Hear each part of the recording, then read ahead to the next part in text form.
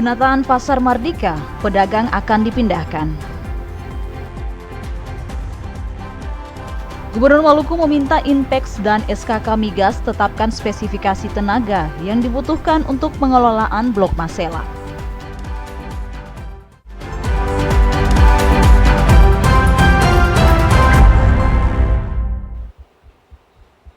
Selamat siang saudara, Anda menyaksikan Maluku hari ini edisi Sabtu 16 November 2019 bersama saya Anastasia Kagesina. Dan inilah Maluku hari ini selengkapnya.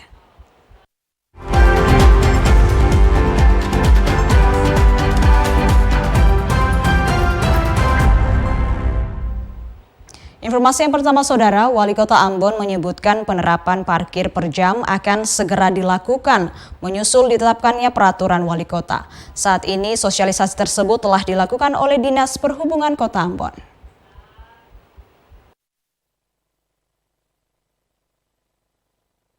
Sosialisasi untuk pelaksanaan parkir jam-jaman oleh pemerintah kota sementara dilakukan oleh Dinas Perhubungan Kota Ambon.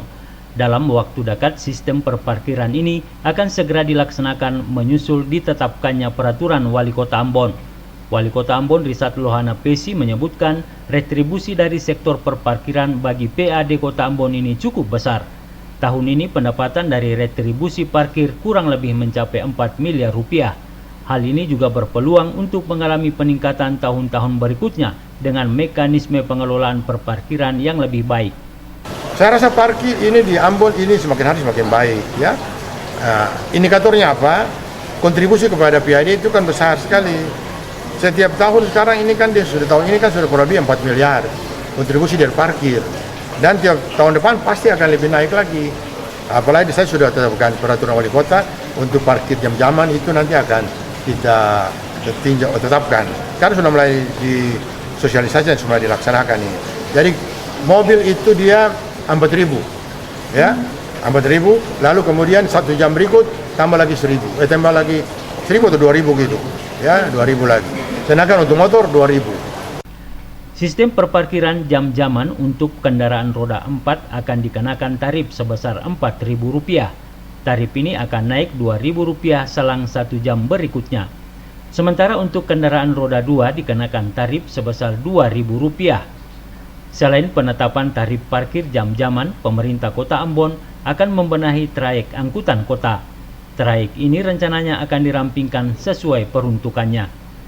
Melki Latusaule, John Ralahalo melaporkan. Para pedagang di Pasar Mardika akan dipindahkan saat pembangunan pasar modern. Para pedagang ini akan dialihkan ke sejumlah pasar yang tersedia di Kota Ambon.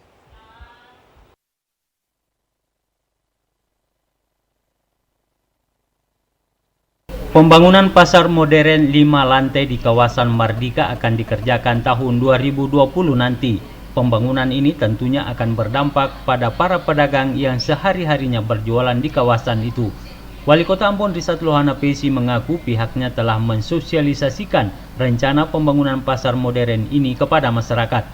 Menurutnya, para pedagang yang berdagang di pasar Mardika ini akan dipindahkan pada sejumlah pasar yang tersedia. Pasar yang tersedia saat ini yaitu Batu Merah Atas, Benteng, Waiheru, dan Batu Gantung. Nah, itu yang kita sudah sosialisasi kepada masyarakat supaya nanti kita akan pindahkan sesuai pada pasar-pasar yang telah tersedia sekarang ini. Ada yang butuh pasar ke Batu Merah Atas, ada yang pasar ke Benteng, ada pasar ke Waiheru, ya, termasuk juga yang ada di Batu Gantung. Itu kita akan dorong semua untuk itu. Kota Ambon masuk dalam 8 prioritas pembangunan pasar oleh Kementerian Perdagangan Republik Indonesia.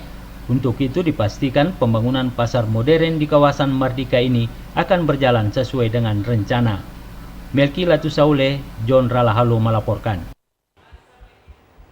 Gubernur Maluku telah menyurati SKK Migas dan Presiden Korporasi Inpex guna membicarakan strategi pengembangan SDM Maluku. Hal ini dilakukan untuk mengetahui spesifikasi dan kebutuhan tenaga kerja untuk operasional kilang Blok Masela.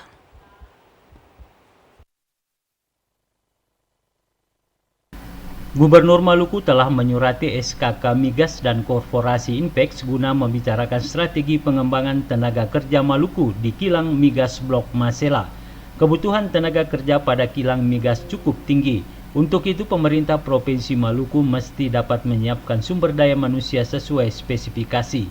Gubernur mengharapkan adanya pertemuan teknis bersama pihak SKK Migas maupun INPEX untuk mendengar spesifikasi, kompetensi struktur dan jabatan yang dibutuhkan saat beroperasinya lapangan abadi gas blok Masela itu. Hal ini akan menjadi rujukan bagi pemerintah daerah untuk mempersiapkan pendidikan vokasi bagi calon tenaga kerja yang akan bekerja di perusahaan itu. Pelaksana tugas Kepala Dinas Tenaga Kerja Provinsi Maluku Melki Lohi mengatakan pelatihan membutuhkan proses. Hal ini mengingat setelah mengikuti pelatihan dan bersertifikasi, seorang calon tenaga kerja tidak langsung bekerja. Mereka harus mengikuti proses magang dalam periode tertentu. Dengan mengikuti magang, para calon tenaga kerja benar-benar siap mengenali pekerjaannya. Melki Lohi berharap dalam waktu dekat koordinasi antara pemerintah provinsi dan SKK Migas maupun INPEX dapat dilakukan untuk membicarakan pengembangan sumber daya manusia Maluku yang dipersiapkan pada kilang blok Masela. Kebutuhan tenaga kerja oleh perusahaan itu begitu tinggi, tetapi kami tidak menyiapkan sumber daya manusia sesuai dengan spesifikasi. Ini problem kita. Oleh sebab itu, hari ini telah kami lewat Pak Gubernur telah menyurat untuk melakukan pertemuan teknis sehingga baik SKK Migas maupun INPEX mereka menyampaikan kepada pemerintah daerah terkait dengan spesifikasi, terkait dengan kompetensi yang dibutuhkan, struktur dan jabatan yang dibutuhkan dengan kualifikasi teknis terhadap sebuah jabatan itu. Menurut Melki Lohi, persiapan pelatihan calon tenaga kerja yang dilakukan BLK masih menunggu hasil koordinasi bersama SKK Migas dan INPEX. Pasalnya, pemerintah mesti mengetahui kebutuhan dan spesifikasi bidang kerja yang diminta oleh pihak korporasi. Melki Latusaule, John Ralahalo melaporkan. Kreativitas dan inovasi guru dalam pembelajaran sangat menentukan daya serap dan ketertarikan anak terhadap materi pelajaran.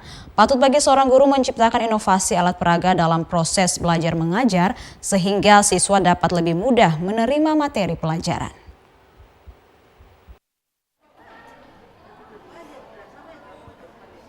Gagal dalam mengajar karena kurang kreatif menciptakan alat peraga pelajaran.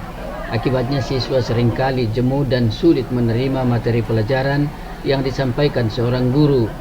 Kedepan, guru mesti berinovasi dan kreatif dalam menciptakan suasana proses belajar mengajar yang nyaman bagi siswa. Lucy, salah seorang guru PAUD di Kota Ambon, menyebutkan salah satu kendala bagi guru selama ini menerapkan materi pelajaran kepada siswa karena lemahnya inovasi. Guru mesti berinovasi dan kreatif, kata Lucy, sehingga inovasi dan kreativitas, kata Lucy, mesti disesuaikan dengan kearifan lokal dan potensi sumber daya alam. Potensi perikanan Maluku misalnya yang relatif besar mesti menjadi perhatian para guru sehingga anak-anak gemar makan ikan. Menurutnya, melalui inovasi itu akan muncul keinginan anak mengonsumsi ikan sebagai sumber protein. Jadi kita akan menceritakan tentang hasil laut Maluku kepada anak-anak, terutama ikan yang ada di laut itu, dan ikan sangat bergizi bagi anak-anak, ya, sangat bergizi bagi anak-anak. Dan kita membicarakan tentang bagaimana cara juga mengolah ikan, bisa jadi ikan bakar, bisa jadi nugget, bisa jadi biji bakso, semuanya itu kita terangkan buat anak-anak supaya kenapa kita buat biji bakso dan nugget, supaya anak-anak itu mereka tertarik dengan makan ikan. Lucy adalah salah satu peserta Lomba Kreativitas dan Inovasi Guru PAUD yang diselenggarakan oleh Bidang Pendidikan Luar Sekolah Dinas Pendidikan Kota Ambon. Masing-masing guru diminta membuat alat peraga yang terbuat dari bahan bekas pakai.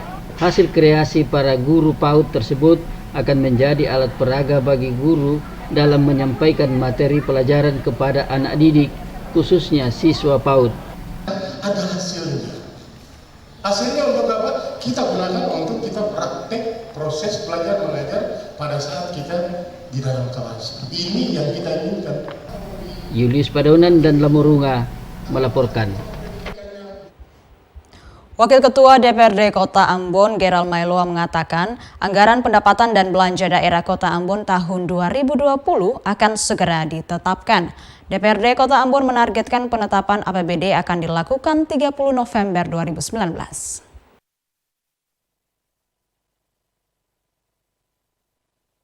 Wakil Ketua DPRD Kota Ambon Geral Mailoa mengatakan pembahasan RAPBD tahun 2020 ini dikebut pembahasannya sehingga paling lambat akhir November 2019 APBD Kota Ambon sudah bisa ditetapkan. Menurutnya pelaksanaan pembahasan APBD Kota Ambon mengacu pada Peraturan Menteri Dalam Negeri Nomor 33 Tahun 2018 tentang pedoman penyusunan APBD. Waktu pembahasannya itu lebih panjang.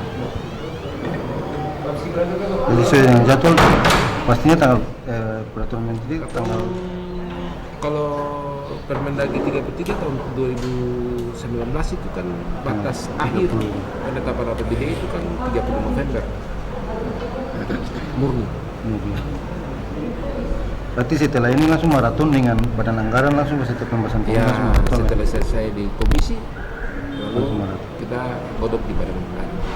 Prediksi DPRD kapan untuk paripurna penetapan APBD? Jadwalnya tuh di minggu terakhir November penetapannya. Waktunya kan masih panjang. Ini baru tanggal 12 ya. Tanggal 13. Secara garis besar, APBD merupakan dasar pengelolaan keuangan daerah dalam 1 tahun anggaran.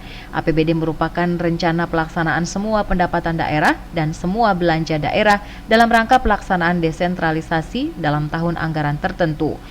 Pemungutan semua penerimaan daerah bertujuan untuk memenuhi target yang ditetapkan dalam APBD. Demikian pula semua pengeluaran daerah yang membebani daerah dalam rangka pelaksanaan desentralisasi dilakukan sesuai jumlah dan sasaran yang ditetapkan dalam APBD.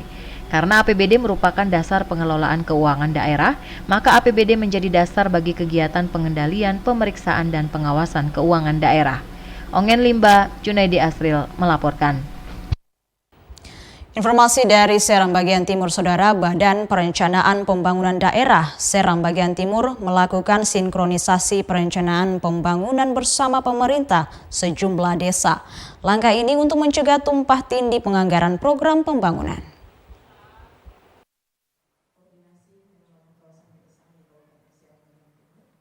Guna memaksimalkan perencanaan pembangunan, terutama prosedur penganggaran program pembangunan, Badan Perencanaan Pembangunan Daerah dan Litbang Seram Bagian Timur meluncurkan program Bapeda Naduduanu atau Bapeda Turun ke Kampung. Melalui program ini, Bapeda melaksanakan sejumlah langkah, diantaranya melakukan sinkronisasi perencanaan pembangunan bersama pemerintah di setiap desa.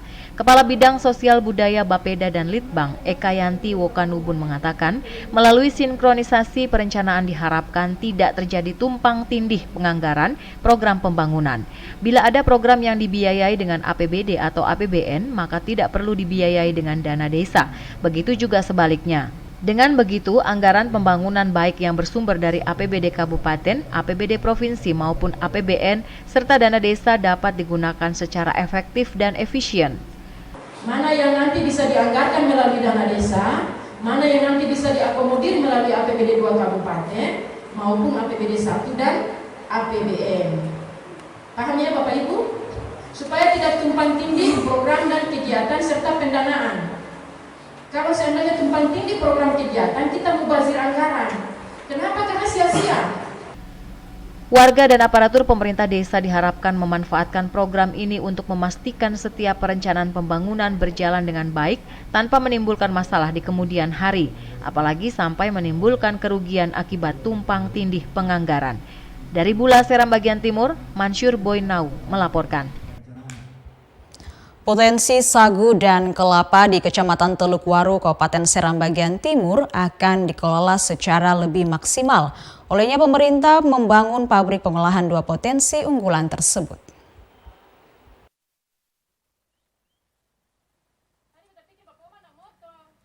Tidak lama lagi Kabupaten Seram Bagian Timur akan memiliki 2 pabrik pengolahan komoditas unggulan, yaitu pabrik sagu dan pabrik kelapa. Gudang mesin 2 pabrik industri tersebut telah dibangun oleh pemerintah daerah setempat di Kecamatan Teluk Waru. Sementara mesin yang disediakan oleh pemerintah pusat melalui Kementerian Desa dan PDT dibawa dari luar Maluku. Kedua pabrik itu adalah bagian dari wujud program kawasan pedesaan, terutama pembangunan potensi pedesaan. Kecamatan Teluk Waru dipilih karena memiliki potensi sagu dan kelapa yang berlimpah, karenanya layak untuk dikelola secara lebih maksimal. Pendamping kawasan pedesaan Abdurrahman Elwarin mengatakan, kedua pabrik itu nanti menjadi salah satu langkah untuk meningkatkan kesejahteraan masyarakat pedesaan. Untuk kawasan Teluk Waru itu sagu dan kelapa. Nah, sehingga Kementerian Desa melalui Dirjen Kawasan Pedesaan mensupport kegiatan yang nanti menghasilkan POKADES atau produk unggulan kawasan pedesaan itu. Sehingga ada bantuan mesin dan peralatan untuk pengolahan kelapa yang tadi kita sudah lihat, kemudian nanti mesin dan pengolahan sagu yang nantinya di Belis di Bang. Kepala Bidang Sosial Budaya Bapeda dan Litbang Seram Bagian Timur Ekayanti Wokunubun berharap warga menyambut dua pabrik industri ini dengan baik. Menurut Wokunubun, pemerintah desa di Teluk Waru perlu membentuk kelompok warga untuk mengolah sagu dan kelapa melalui dua pabrik tersebut. Salah satu produk yang akan dikembangkan melalui pabrik itu adalah minyak goreng. Minyak goreng yang sebelumnya diproduksi melalui program Solid ini akan dimaksimalkan. Dengannya akan terus menjadi produk lokal yang dapat diterima oleh konsumen di luar Seram Bagian Timur. Dari Bula Seram Bagian Timur, Mansyur Boynau melaporkan. Informasi lain, Saudara, Partai Persatuan Pembangunan menetapkan sikap terkait sejumlah agenda politik di tanah air. Salah satu sikap politik itu adalah mendorong kadernya maju sebagai kandidat kepala daerah di Pilkada tahun 2020 mendatang.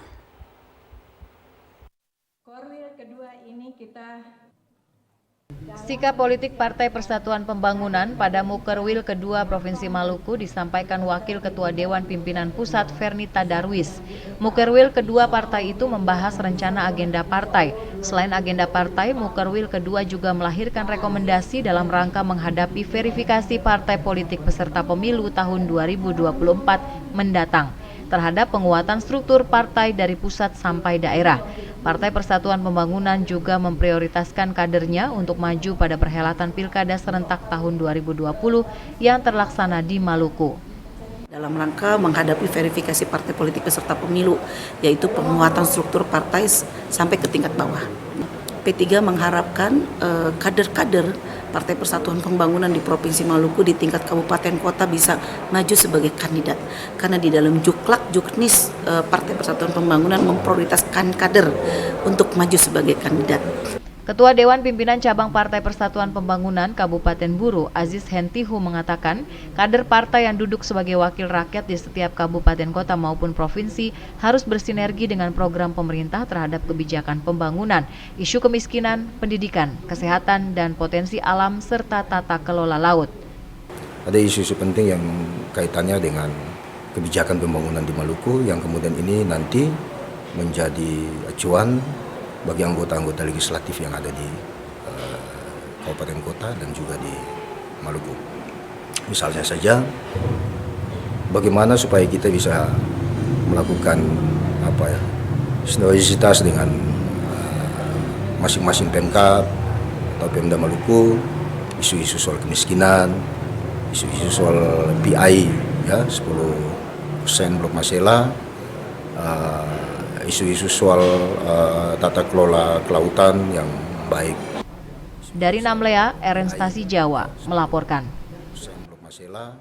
Saudara, meningkatkan minat baca bagi generasi baru merupakan langkah strategis yang dilakukan pemerintah bersama Universitas Ikra Baru.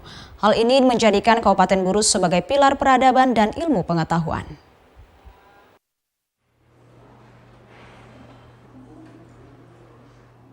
Sebagai wujud mencerdaskan anak bangsa, generasi baru di Kabupaten Buru terus dimantapkan dengan ilmu pengetahuan. Salah satu program pemerintah Kabupaten Buru yakni Gerakan Bupolo Gemar Membaca atau disingkat Gencar, dicetuskan sebagai upaya menjadikan pilar peradaban dan ilmu pengetahuan di Kabupaten Buru. Program pemerintah Kabupaten Buru dilaksanakan Universitas Ikra Buru. Rektor Universitas Ikra Buru Muhammad Mukadar Wael mengatakan, program Gencar ini juga merupakan tujuan meningkatkan kualitas ilmu. Salah satu upaya yang telah dilakukan adalah tahapan sosialisasi gerakan membaca, teknik membaca cepat dan efektif yang sudah dimulai dari guru serta siswa sejak beberapa tahun lalu. Program ini sejalan dengan pencanangan literasi nasional oleh pemerintah pusat. Istilah gencar sendiri kalau kita lihat akronimnya itu seolah-olah tidak cocok dengan kepanjangan gerakan Bupola Membaca. Tapi sebenarnya kita menggunakan istilah gencar ini bukan makna akronimnya tapi makna filosofis. Jadi nanti gerakan membaca di Kabupaten Buru ini dia tergencar, kira-kira begitu. Lalu tahapan-tahapan yang kita lakukan ini nanti sosialisasi gerakan baca ini sejalan dengan literasi nasional ya. Ada pencanangan literasi nasional dari pemerintah pusat. Nah, kita di sini tangkap gerakan literasi ini dengan aspek-aspek yang konkret ya, langkah-langkah konkret seperti gerakan Bupola Membaca. Rektor Universitas Ikra Buru Muhammad Mukadar Wael berharap program pemerintah ini mampu menjadikan sumber minat baca anak hingga dewasa guna memperdalam ilmu pengetahuan. Dari Namlea, RN Stasi Jawa melaporkan. Gempa susulan bermagnitudo 5,1 yang mengguncang wilayah Pulau Ambon, Seram, dan Kabupaten Maluku Tengah pada Selasa malam lalu membuat masyarakat di daerah ini tak henti-hentinya menaikkan doa memohon pada Sang Pencipta untuk melindungi negeri ini dari bencana alam. Berdoa bagi Ambon melalui pujian dan nyanyian pun digelar umat Katolik di kota Ambon.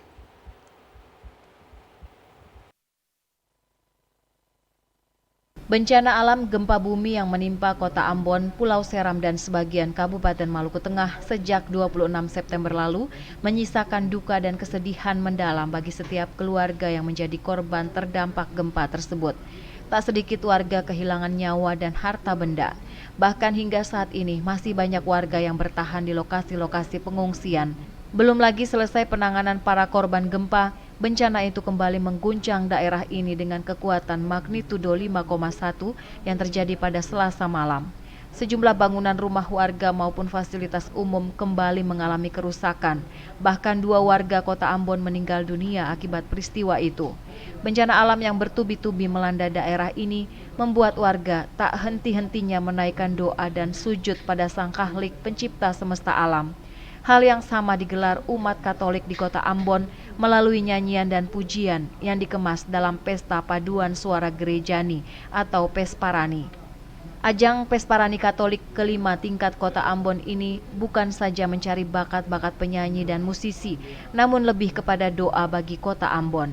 Kegiatan yang digelar di Gedung Katolik Center dan Gedung Gereja Maria Bintang Laut ini dibuka secara resmi Sekretaris Kota Ambon Agela Tuheru Rabu sore kemarin. Pesparani ini berlangsung mulai 13 hingga 15 November 2019. Ada 13 kategori yang dilombakan, diantaranya paduan suara campuran dewasa, paduan suara pria Gregorian, paduan suara Gregorian remaja, paduan suara anak, Mazmur anak, remaja, OMK, CCR anak, dan CCR remaja. Total peserta yang mengikuti Pesparani sebanyak 959 peserta dari 8 paroki. Peserta diharapkan dapat mengikuti kegiatan dengan baik dan mengutamakan sportivitas.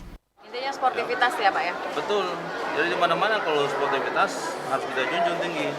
Dan kita harus mengoreksi diri. Kalau memang kita belum dapat juara yang bagus, ya kita mesti koreksi secara internal, mungkin juga kita berlatih belum bagus. Nah, kita berupaya untuk berlatih jago lebih bagus supaya nanti pentas tingkat provinsi kita akan ikut. Kalau berlatih lebih baik dari yang lalu, ya kita kalau lalu kita dapat posisi ketiga di provinsi, kita akan upaya untuk menjadi posisi yang lebih baik. Ya, jangankan 2, 1 juga bisa kita raih.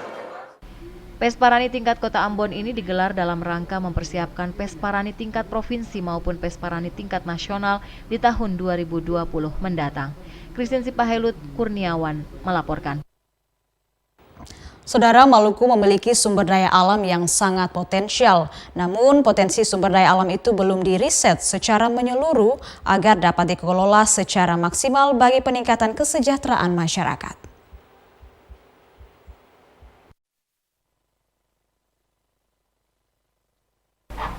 Riset sumber daya alam Maluku saat ini sudah ada, salah satunya terkait dengan kekayaan Blok Masela. Namun riset tersebut perlu dilakukan secara menyeluruh terhadap sumber daya alam Laut Maluku. Untuk mengoptimalkan eksplorasi riset sumber daya alam Maluku itu, Politeknik Negeri Ambon menggelar seminar nasional bertajuk Eksplorasi Riset Sumber Daya Alam di Era Revolusi Industri 4.0. Direktur Politeknik Negeri Ambon, Dadi Meruhu, mengatakan, Politeknik Negeri Ambon bersama Unpati telah ditunjuk Presiden Joko Widodo untuk mempersiapkan sumber daya manusia menyongsong pengoperasian Blok Masela. Menindaklanjuti hal itu, Politeknik Negeri Ambon sebagai lembaga pendidikan vokasi telah berkomitmen untuk ikut berkontribusi menciptakan sumber daya manusia yang terampil dan profesional. Kepala Dinas Perindak Maluku Elvis Patiselano mengatakan, menghadapi revolusi industri 4.0 sudah harus direspon oleh berbagai pihak, termasuk di dalamnya perguruan tinggi. Kebutuhan mendesak yang harus disiapkan terkait dengan SDM yang kuat, inovasi, kreatif, dan kuasai teknologi. Seminar nasional ini turut menghadirkan Direktur Riset Pengabdian Masyarakat dan Direktur Pengembangan Teknologi Industri Kementerian Dikti. Frida Reman, Bambang Yudaswara melaporkan. Masyarakat Batu Merah setiap tahun selalu memperingati hari kelahiran Nabi Muhammad SAW. Bagi masyarakat Batu Merah, peringatan Maulid sudah menjadi tradisi sebagai ungkapan kecintaan kepada Rasulullah.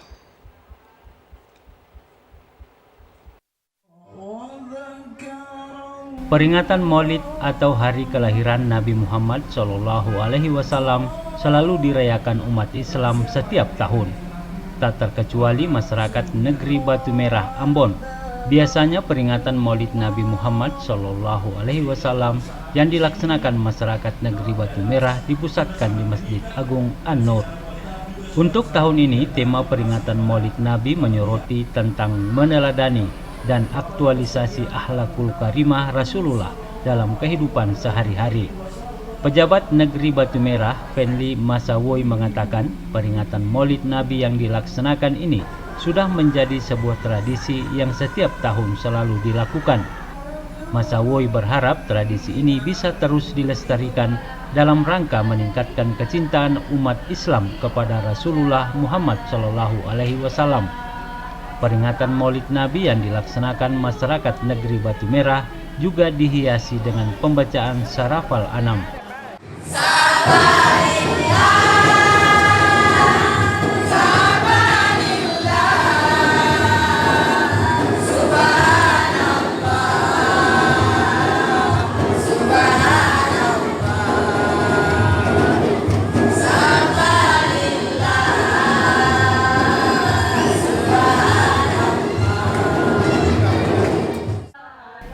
Pembacaan Sarafal Anam ini berisikan lantunan zikir dan salawat kepada Nabi akhir zaman yang mengemban misi kenabian membawa rahmat bagi alam semesta.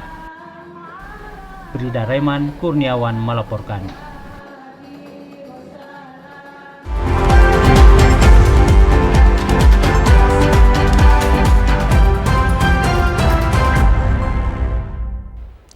Saudara, informasi tadi mengakhiri perjumpaan Anda dengan kami dalam Maluku hari ini. Akhirnya saya Nastasia Kisina mengucapkan terima kasih atas kebersamaan Anda dengan kami. Selamat siang dan sampai jumpa.